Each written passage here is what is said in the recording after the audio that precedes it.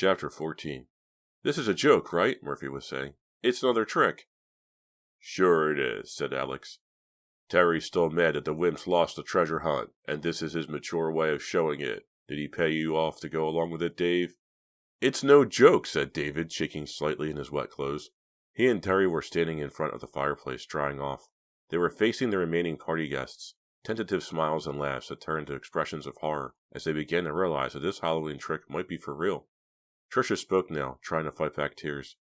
"Are you telling us that Les is dead?" "Murdered," said Terry grimly. "But who?" "And Uncle Philip?" Justine spoke for the first time. "Something has happened to him too?" "We don't know for sure," said Terry, "but we found his jacket covered with blood." Justine buried her face in her hands and began to cry. Alex, who had been sitting next to her, put one arm around her and patted her gently with the other. Angela stood up shaking. Someone in this house is a murderer," she said. Her voice sounded very high-pitched and almost hysterical. "Or someone outside the house," said David. He told the others about the cut phone line. I want to go home," Angela said. "I have to get out of here." She ran toward the front door with Ricky and Murphy both after her. "You can't get out," said Ricky. "It's really pouring now." "Besides," Murphy added, "Marty and Bobby might still be out there." "I don't care," she shrieked. She slipped away from them and rushed through the door. An instant later, there was a cry from the front porch. Murphy and Ricky rushed outside. A moment later, Ricky came in, more frightened than ever. "It's okay," he said. "She fell down. She tripped on the piece of plywood Marty and Bobby put down as a ramp." Murphy came inside, carrying Angela. She was still crying, but no longer sounded hysterical. "My ankle," she moaned. "I think it's sprained," said Murphy. He set her down on one of the sofas. "You'll have to carry me home, Murphy," Angela said. "I don't think I can walk." "I'll help," said Alex. "Stop!" Justine cried suddenly. "Don't leave me alone. Please, wait till morning. We can all go for help then." "We've got to call the police," said David gently. "But there's no reason for everyone to go. There's a payphone at the corner of Fear Street and the Old Mill Road. It should only take me a few minutes to drive there." Terry thought about the walk through the cemetery to get to the cars and wondered how David could face it. But he knew David was right. He had to go. In any case, Terry had to stay there and find Nicky. "Don't worry," said David. "You'll be safe here as long as you all stay together. Don't leave the living room and lock the front door. I'll be back with help in just a few minutes." He pulled on his varsity jacket and slipped out the front door. For a moment, the only sound in the room was Angela's muffled sniffling. Then Ricky got up and locked the front door. Everyone had crowded closer together in front of the fire, and even Justine seemed lost and frightened in the flickering light. "It'll only be a few minutes," said Tricia soothingly to Angela. "As long as we all stick—" "Terry, where are you going?" "I still don't know where Nicky is," he said, trying to sound calmer than he felt. "I was looking for her when I found Les." "This isn't just a trick," said Alex suspiciously. "What do you think?" Terry snapped. "Do you see Nicky anywhere? She's been missing for over an hour." "I'm sorry, man," said Alex, suddenly frightened. "I'll help you look for her." For a moment, Terry wanted to tell Alex to mind his own business, but he read an expression of real concern on his former friend's face, and he realized for the first time how much Alex really cared for Nicky. Besides, he told himself, the most important thing wasn't who found her, but to find her as quickly as possible. And too much time had passed already. With a growing sense of urgency, Terry realized that it might already be too late. As he walked toward the woods surrounding the cemetery, David realized he had never been so scared in his life. He had volunteered to go for help because he couldn't stand the thought of just waiting in the mansion with Les's body there. But he couldn't get Les out of his mind. Every time he closed his eyes, he saw Les's staring, sightless face. Every time the wind shook the trees, he saw the skeleton costume. The rain was slanting down harder than ever, and he was soaked completely through. His body had started to shiver from the cold and from fear. It was taking him a lot longer to get to the cemetery than he remembered. The ground was deeply rutted and now so slippery with mud that he had to watch every step. The wind had shifted and was blowing directly in his face, as if to force him back to the Cameron mansion. The only good thing was that there had been no sign of Bobby and Marty. Maybe the weather had gotten too bad for them. The wall surrounding the Fear Street Cemetery loomed just ahead. He pushed open the gate and began to pick his way along the path between the grave markers, trying not to think about where he was. With every boom of thunder, lightning lit up the graveyard like a snapshot, the old gravestones standing out in eerie relief. It was only a few more yards to the end of the graveyard and where the cars were parked. In a flash of lightning, he finally saw them in the distance, and felt a flood of relief for the first time in hours. In just a few more steps, he'd be out of there and on his way to help. At last he reached the gate, swung it open, and began to run toward the handful of cars parked at the end of Fear Street. He reached into his pocket and took out his keys as he approached his red Corolla. and stopped, holding them in his hand. The Corolla was sitting at an odd angle. Every one of its tires had been slashed. Every tire on every car belonging to the guests had been slashed. Chapter 15. Bobby and Marty, David thought. He'd come all the way through the cemetery, and now he wouldn't get any farther. What could he do now? Somehow he had to get help, but it was a very long walk back to town. A flash of lightning illuminated the houses along this end of Fear Street, and David realized he could simply go to one of them and ask to use the phone. Never mind that half the houses were abandoned, and the other ones were supposed to be haunted, or that it was so late. This was an emergency. He stood looking at the nearest houses a moment, then set out for the closest one, and was stopped by the roar of a motorcycle. Bobby and Marty, both on Bobby's motorcycle, came roaring out from behind the cemetery, and stopped directly in his path. "Going somewhere, David?" Bobby said. "The party's in the other direction," added Marty. "We thought maybe you'd help us get back in." "Especially when you see what'll happen if you don't," said Bobby. Both boys' words were slurred, and David realized they'd been drinking heavily, probably since they had crashed the party earlier. "Come on, David," said Marty nastily. "What do you say?" Suddenly, David had had enough. After everything that had happened, he wasn't going to let himself be pushed around by a couple of bullies. A nagging voice in the back of his mind reminded him that Marty and Bobby might be murderers, but he dismissed it. They were too cowardly to do anything really terrible, he thought. Besides, he was too angry to think straight. "Get out of my way," David said angrily, and took another step toward the house across the street. Bobby revved his engine. "Hey, cool your jets, man," he said. "David seems to have forgotten his manners," Marty said. He had pulled the heavy chain out of his jacket, and, holding it menacingly, stepped off the bike. "I don't have time for this," David said, furious. "Something terrible has happened." "Something even more terrible is about to happen," said Marty, taking a step toward him. "To you." For the first time since Marty and Bobby had showed up, David began to be afraid of them.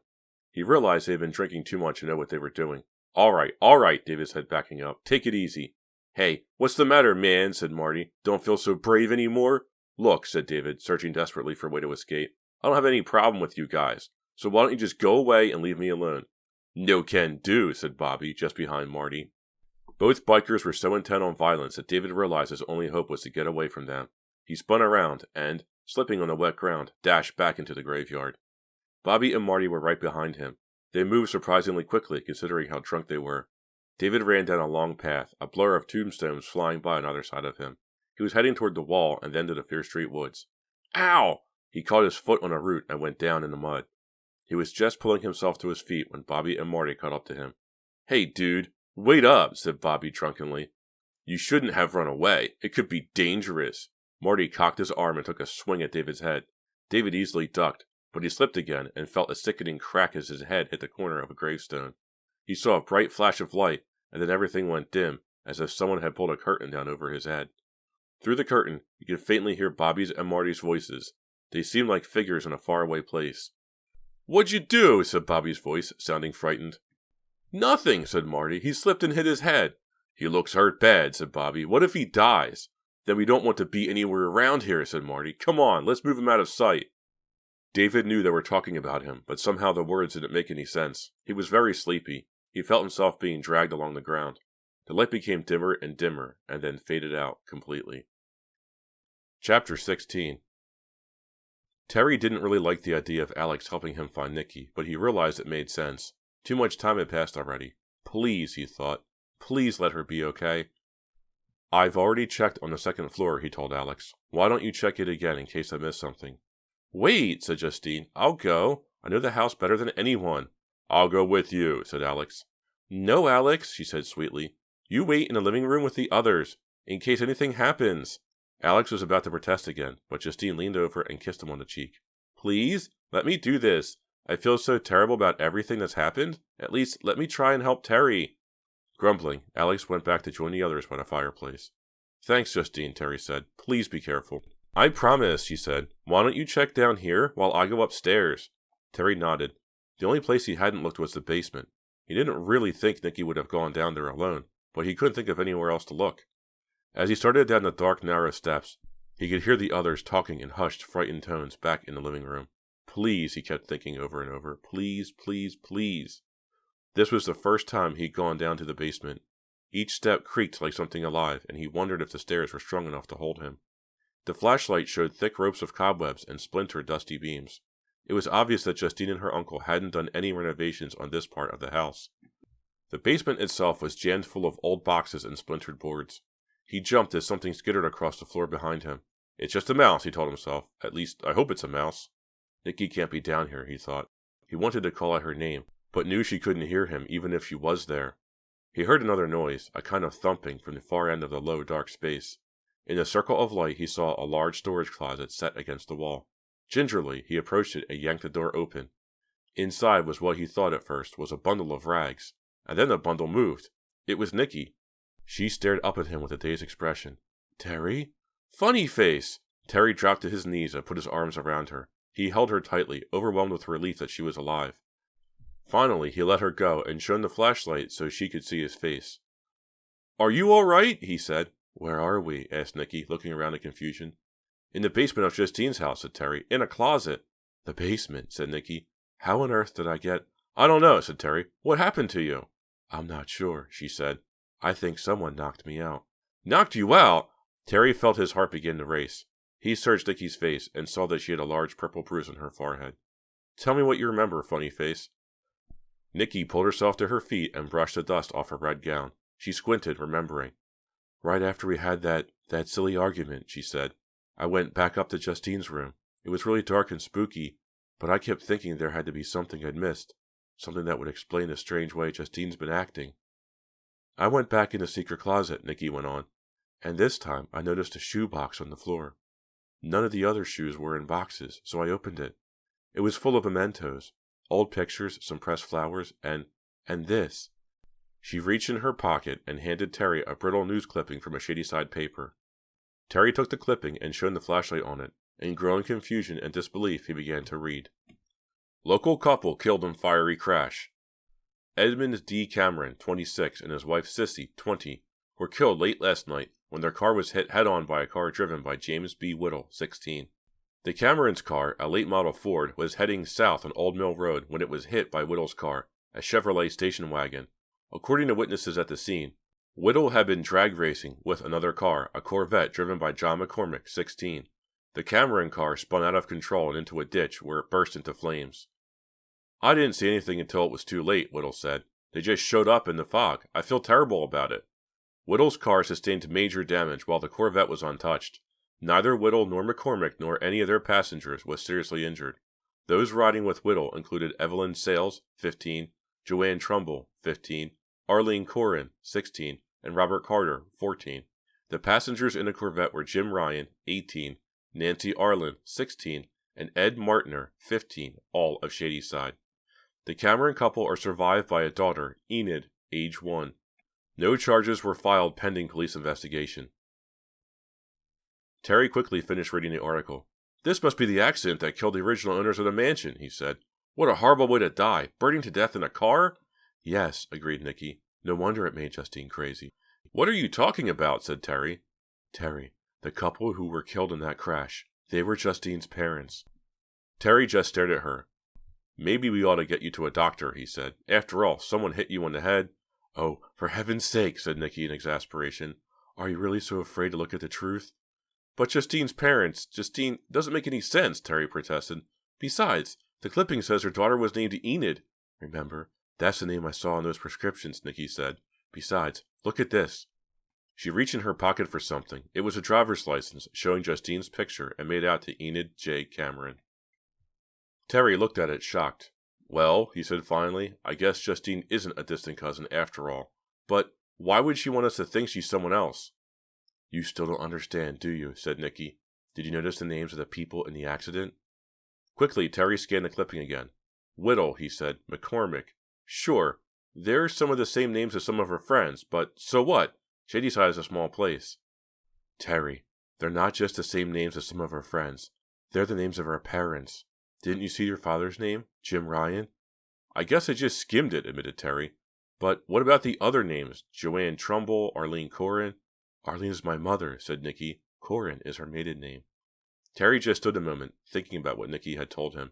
He didn't want to think about what it might mean. There's another thing, Nikki went on. Did you see the date of the article? Yeah, let's see, said Terry, doing some quick mental arithmetic. 28 years ago. And then he realized what that meant. So Justine is nearly 30 years old, Nikki finished for him. Terry, she's not a high school student. She's a grown woman. A double life, said Terry. He let out a low whistle. I wonder what Justine would say if she knew you found this stuff. I think she already knows, Nikki said, or somebody does. After I put away the shoebox, I started back to tell you what I'd found. Before I could close the secret door, someone must have snuck up on me. I remember bending down to pull the door shut, and the next thing I knew, I was in this closet. She touched her finger to the bruise on her head. Terry leaned down and gently kissed the bruised spot. Thank heaven nothing worse happened to you, he murmured. Nikki looked carefully at his face. What do you mean worse? She said. Terry, is there something you're not telling me? Oh, Nikki, he said. He squeezed her hand, hard. So much has been happening. Quickly, he told her about finding Les's body and Philip's blood-stained jacket. When he finished, Nikki was paler than ever. So you can imagine, he said, how worried I was. I thought that maybe you had been... I can't imagine why she let me go, Nikki said. She just must not have had the time to do with me what she did to Les. She, said Terry. You think Justine killed Les? Who else could it be, said Nikki. Terry, look at the facts. First, there was the invitation list. Okay, he said, thinking. So Justine invited us, the children of the kids who were in that crash. That's right, said Nikki, and only us. Didn't you think it was strange that she insisted no one else could come to the party? Not even as a date? Yeah, I see what you mean, said Terry. I guess we're still having a hard time believing it. That's why she's getting away with it, said Nikki, because no one would believe the sweet, innocent Justine could be a murderer. But Terry, we have to face it. Justine had us here to this party for only one reason. She paused, then went on, her voice suddenly shaking. For revenge. Chapter 17. Nikki, Terry said. We've got to get back upstairs quick. David went to get help, so if Justine's planning anything else, she'll do it soon before the police get here. Without another word, Terry and Nikki raced up the basement stairs and back into the living room. Everyone was sitting as Terry had left them, huddled close to the fireplace, looking scared and miserable. Everyone but Justine. She was sitting on the edge of one of the chairs, a strange look of excitement on her face. When she saw Terry and Nikki, she smiled her most open, friendly smile. Oh, good, she said as if nothing had happened. You found Nikki. Now, we can get on with the rest of the party. Get on with the party, Terry said flabbergasted. How can you even think of such a thing? Justine, we know the truth. We know you murdered Les. For the next few seconds, no one could hear anything because everyone was talking at once. Have you guys been drinking? Murphy demanded. I know what this is, said Alex. It's the last try of the wimps to scare the rest of us away, but it won't work, Terry. Forget it. Listen to me, Nikki shouted. I have a newspaper clipping. It proves... Before she could reach for the clipping, Justine suddenly started laughing and clapping her hands. Everyone turned and stared at her.